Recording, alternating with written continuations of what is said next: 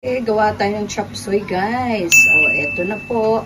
Okay, ito yung ating pang. Okay, yan. Ayan po, So, meron tayong young corn. So, gigisa tayo, magigisa. Pero, okay, bago yan, dahil yung ating, wala tayong ibang pang sahog, kundi itong kikiam.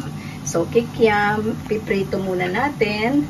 Okay, and then, hiwa-hiwain mamaya. Alright. So, guys, so, magigisa na tayo. Hiwalay ko lang siya para pang mabilisan lang na para medyo magsabay itong onions and garlic. Sabay na sila, no? Okay. Ewan ko kung sino paputi nitong itim ko. natanggalan tuloy na anong tawag dito, yung kanyang non-stick pan dapat ito. So, talagang itim, diba? Sige lang. So, ganyan, habang yung sibuyas dito sa gilid, ito naman, yung garlic sa kabila. Bawang po ang garlic sa Tagalog. Bawang is garlic, ang onions ay sibuyas. Ayan. At kung pareho na silang medyo gloss, anong tawag doon? Luminous. Ayan po, medyo luminous na siya. Pwede nyo na po silang haluin dalawa. Okay.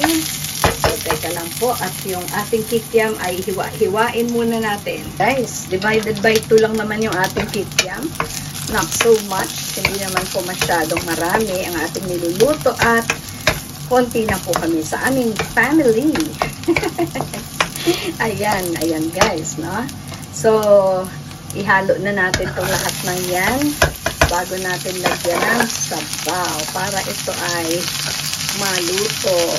So, ang kunyari, boiling a little bit. I-simmer nyo lang po. So, pero bago nyo po lagyan ng sabaw, ay lalagyan po muna natin siya ng igigisa muna. Yes. Opo. Igigisa po muna natin siya. Okay.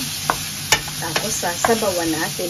Mamaya, ilalagay din po natin yung young corn para maluto din po siya. Kasama dun sa ating, sa paglagay ng tubig.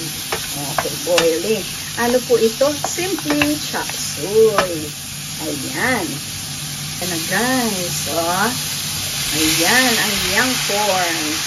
Ayan, tinanggalan ko ng sabaw pero may natirang konti. Okay lang po yan. No problem. No problem lang po yan. So, ihalo natin. Haluin. Pero, lalagyan po natin ng tubig. At kailangan po natin siyang takpan in a while. Ayan guys, may tubig na po. At takpan muna natin until that boils. Okay? Ayan na guys, kumukulo na po. Ayan, kumukulo na siya. So, tingnan natin, silipin. Ayan, syempre, ilayo mo yung phone mo. Yung camera mo, ilayo-layo mo. At pag na yun ang steam, nako, sira. Okay. So, situit na ito. Lumambot-lambot na po, no? Ayan. Syempre, yung dahon natin is repolyo. Mamaya pa, ilalagay. Okay. So, yung available lang po natin is sayote, carrots, young corn, at yung ginisa natin siya with the kikiam na hinati po natin sa dalawa. Okay. Ayan na po. So, hindi pa po syempre natitimpla. Lagyan natin ng alat yan, seasoning mamaya, no? Walang, anong tawag dyan? SMG? Ayan po, no? Para healthy. Okay, yan. Sige. Guys, naglagay na tayo ng black pepper. Hindi ko na pinakita kasi, ayun nga po, mahirap pagka nag-iisa lang ang kamay. Yung isang kamay ay hawak-hawak pa ang cellphone. Okay. At hindi na po natin kinuha yung ating what do you call that? Stand. Hindi na po natin kinuha yung ating stand. At ito po, meron tayong tinunaw. Kumuha tayo ng konting sabaw dyan. At naglusaw tayo ng isang kutsarang cornstarch dito po sa sabaw niya mismo. Okay, at okay, sasama po natin yan dyan, ha? Okay, pwede nyo rin pong lagyan ng panghalo, pantimpla, kung ano man yung inyong panimpla. Okay, ayan po. Kung ano yung gusto nyong panimpla, yung pwede nyo pong haluan siya actually. Okay, para lumapot-lapot itong ating sauce. Saucy na chop suey. Cornstarch po ang ating nilagay sa konting sabaw.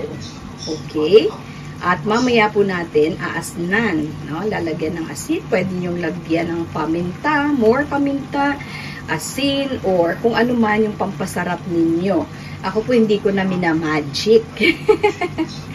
Opo. So, natural niya na lang po na flavor. Okay? And then, lagyan po natin ng konting turmeric. Okay? Turmeric at saka yung black pepper actually, magkasama yung dalawa.